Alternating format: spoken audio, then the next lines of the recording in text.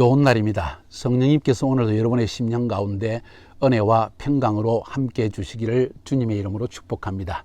오늘은 마가복음 14장 66절부터 72절까지의 말씀을 통해서 성령님께서 여러분과 저에게 주시는 음성을 들을 수 있기를 바랍니다. 오늘 본문의 내용은 우리가 너무나 잘 알고 있는 베드로가 예수님을 3번 부인한 사건을 기록하고 있습니다. 마가가 이 기록을 우리에게 남겨준 이유는 무엇일까요? 혹은 하나님께서 이 본문을 오늘날까지 수천 년 내려오면서 읽게 하시고 깨닫게 하시고자 하는 중요한 핵심적인 내용이 무엇일까요? 저는 여러분이 본문을 이미 읽으셨다는 것을 전제하에 오늘 본문에서 하나님께서 우리에게 주시는 음성 한 서너 가지를 발견할 수 있기를 바랍니다. 첫 번째 부분은 베드로의 연약성입니다. 이것은 베드로의 연약성뿐만 아니라 인간의 연약성, 인간의 한계, 마치 예수님께서 겟세마네 동산에서 기도하실 때 제자들에게 마지막으로 하신 말씀이 마음은 원이로되 육신이 연약하다. 너희의 영은 원하지만은 육신이 연약해서 결국 사단에게 넘어지고 말았다 하는 말씀을 주셨는데 베드로가 결국 그 사실을 경험하게 되어집니다. 겟세마네 동산에서 기도하지 않았던 연약함은 결국 예수님이 산헤드린 공회원 앞에서 신문을 받고 있을 때 결국 예수님을 부인하고 마는 그러한 사건으로 연결되어집니다. 이것을 통해서 하나님 주시는 첫 번째 우리에게 주시는 음성은 인간의 본질적 연약성을 우리에게 보여주는 것입니다. 이 말은 다시 말해서 우리 어느 누구도 이 세상에 있는 어떤 사람도 결코 과신할 수 없다는 것입니다. 베드로의 경우 보십시오. 주님, 모든 사람이 주님을 버릴지라도 나는 절대로 버리지 않겠습니다. 나는 죽기까지 주님을 따르겠습니다 하고 확신 있게 말했던 사람입니다. 거짓말했습니까? 아닙니다. 진실입니다. 진정으로 주님을 위해서 목숨까지 바치고 따를 준비는 돼 있었습니다. 그러나 막상 죽음의 두려움이 차가웠을 때 인간의 한계적인 연약함이 드러나고 말았습니다. 결국 베드로는 3번 예수님을 부인하고 말았고 그 모습을 예수님이 뒤돌아서 보셨을 때 베드로와 눈길이 맞춰지고 베드로는 심히 통곡하며 울었다고 성경은 기록하고 있습니다. 자, 이것은 베드로의 연약함만을 말하고자 하는 것이 아니라 마가를 통해서 하나님께서 이 본문을 남기신 중요한 이유는 우리도 이와 같은 연약한 존재라는 것입니다. 우리의 인간의 연약성을 깨닫은 사람은 어떻게 행동할까요? 남을 판단하지 않습니다. 정죄하지 않습니다. 그리고 교만하지 않습니다. 겸손한 마음으로 주님, 나에게 은혜를 베풀어 주시옵소서. 나도 베드로처럼 부인할 수 있는 사람입니다 하는 사실을 인식하는 것이 중요합니다. 그 말은 다른 말로 표현해서 우리의 죄인의 본성, 인간의 연약성의 한계, 이런 것을 우리의 본질적 연약함을 우리는 매 순간 인정할 수 있어야 한다는 것입니다. 이것을 인정하는 사람은 결코 교만할 수 없으며 사람 앞에서 자신을 교만하게 하거나 다른 사람을 정죄하는 그런 죄를 짓지 않게 된다는 것을 오늘 본문을 통해서 깨달아 알 수가 있습니다. 두 번째로 오늘 본문에서 깨닫는 중요한 것은 회개와 용서의 능력입니다. 놀라운 사실은 베드로는 결국 3번을 부인했지만은 하나님 앞에 이것이 얼마나 자신의 연약한 존재의 본성을, 죄인의 본성을 드러낸 것을 깨닫고 통곡하며 결국 회개하고 나중에 전통에 의하면 사도 바울은 로마에서 머리를 거꾸로 매달아 십자가에 못 박혀 죽는 그러한 엄청난 순교의 각오까지 나아가게 됩니다. 이것을 저는 회개의 능력 혹은 용서의 능력이라고 이야기합니다. 모든 사람에게 베드로처럼 예수님을 부인할 수 있고 큰 죄악 가운데 빠질 수 있지만은 거기에서 일어날 수 있는 비결은 무엇입니까?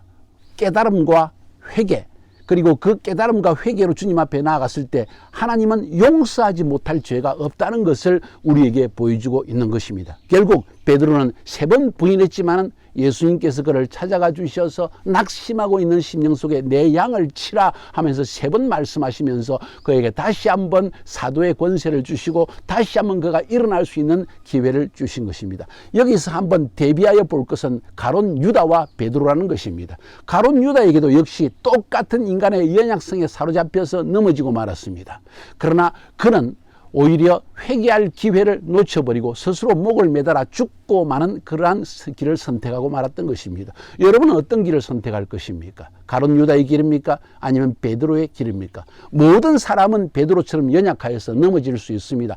여러분과 나 절대로 과신할 수 없습니다. 그러나 주님은 회개하는 자에게 어떤 죄를 수백 번 수만 번 지었을지라도 용서하신다는 그러한 말씀을 우리에게 오늘 주시는 것이고, 회개하여 깨닫고 주님 앞에 나아가서 하나님께 회개할 때 하나님은 용서라는 엄청난 회복의 능력을 우리의 삶에 부어주신다는 것을 성경은 오늘 우리에게 말씀하고 있습니다. 바로 이 사실 때문에 나의 본질적 한계와 본질적 죄악성을 깨닫고 용서함을 경험한 사람은 어느 누구도 판단하거나 정죄하지 않습니다. 그리고 그렇게 넘어지는 사람을 불쌍히 여기시는 예수님의 눈길로서 대할 것이고, 결국 이것이 우리 크리스찬 라이프의 가장 중요한 요소입니다.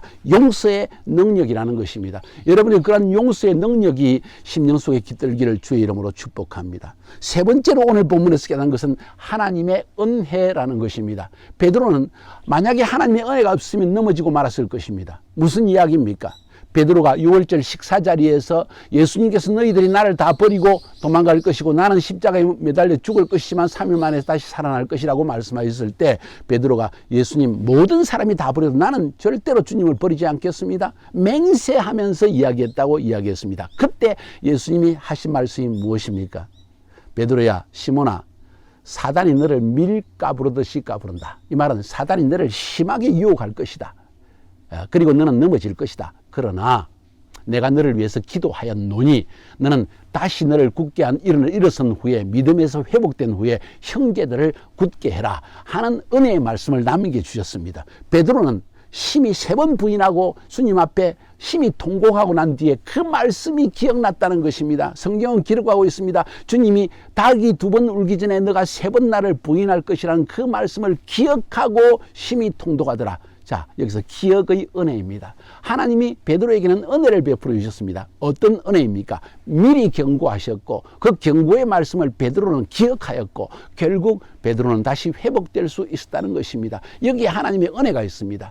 말씀의 은혜, 기도의 은혜입니다. 주님께서 베드로에게 개인적으로 직접적으로 주신 말씀이 너는 사단이 너를 유혹하고 넘어질 것이지만은 내가 너를 기도했으니 그리고 돌이킨 후에 형제들을 굳게 해라는 이 말씀, 주님이 인격적으로 개인적으로 베드로에게 하신 그 말씀, 그것이 베드로를 살리는 원동력이 되었다는 것입니다. 자, 왜 이 말씀을 제가 강조합니까? 여러분의 인생에도 넘어질 때가 있습니다. 주님은 1번, 2번, 3번 여러분에게 이미 말씀하실 수가 있다는 거예요. 아들아, 이렇게 하면 너 크게 넘어질 수 있다. 아들아, 이거 계속하면 안 돼. 아들아, 이것 때문에 너의 인생이 잘못될 수 있어 하고 주님이 개인적으로 말씀하실 수 있다는 것입니다. 그러면서 주님이 그러지 말거라, 혹 그러더라도 혹 넘어지더라도 다시 일어나라 하는 말씀을 주실 수 있다는 거예요. 베드로는 그 말씀을 기억했고 그 말씀이 베드로에게는 은혜가 된다는 것입니다. 여러분의 인생에도 넘어질 때가 있지만은 꼭 넘어지기 전에 주님은 우리에게 먼저 경고의 말씀을 주십니다.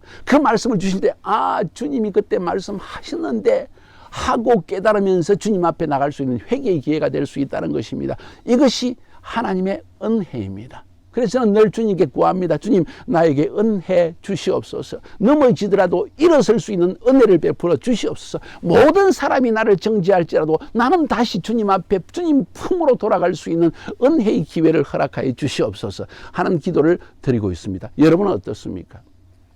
네 번째로 오늘 본문에서 말씀드리고 싶은 것은 마가가 왜 이 내용을 기록했냐는 것입니다. 마가복음의 가장 중심적인 주제가 뭐라고 여러분 생각합니까? 제가 마가복음 처음 시작할 때 서두에서 여러 번 이런 말씀을 드렸습니다. 참 제자는 누구인가? 그리스도의 제자라는 사람은 어떤 사람들인가 하는 사실을 오늘 본문은 강조하고 싶었던 것이라고 저는 생각합니다. 마가복음의 핵심, 오늘 본문에서도 드러나고 있습니다. 어떤 내용입니까? 참 제자란 버리고 따르는 것이다. 참 제자란 자신을 부인하고 그리스도를 따르는 것이다. 이것이 제자라는 것입니다. 마가복음에 나타나는 제자에 대한 정의, 한마디로 표현한다면 모든 것을 버리고 주님을 따르는 것. 베드로는 이 순간 버리지 못했기 때문에 따르지 못했습니다. 그러나 회개하고 다시 모든 것을 버리고 주님을 따르는 축복을 선택한 사람이었습니다. 뭔 이야기를 합니까? 여러분은 그리스도의 제자입니까? 우리 오늘 본문이 말씀하시는 것이 무엇입니까? 명확하게 말씀하십니다. 버리고 따르라. 베드로는 버리지 못했고 따르지 못했기 때문에 통곡하며 울었다고 이야기합니다. 우리를 위해서 남겨놓은 교훈입니다. 그러나 결국 그는 회개하여서 버리고 따르게 됐다는 것을 성경은 우리에게 말해주고 있습니다. 만약 동일한 상황이 우리에게 닥친다면 여러분은 어떻게 행동할까요? 과신하지 마세요. 나는 절대로 안 그럴 것처럼 말하지 마세요. 어떤 사람은 이야기합니다. 성령님이 임하고 난 다음에 우리의 인생은 바뀌어졌기 때문에 베드로처럼 부인하지 않을 것이다. 글쎄요, 저는 그렇다고 생각하지 않습니다. 인간의 연약함의 한계, 본질적 연약함은 성령이 임하고 난 다음에도 내 안에서 살아있다는 것입니다. 영원한 천국에 들어가기 전까지는 성령의 능력도 함께 일하지만 내 안에 육신의 연약함도 사단을 통해서 강하게 역사할 수 있다는 것입니다. 그것이 주님이 베드로에게 한 이야기입니다. 사단이 너를 밀 까부르듯이 까부른다. 이 말은 너를 심히 미혹할 것이다. 심히 유혹할 것이다. 그러나 너를 돌이킨 후에 형제들을 굳게 하라.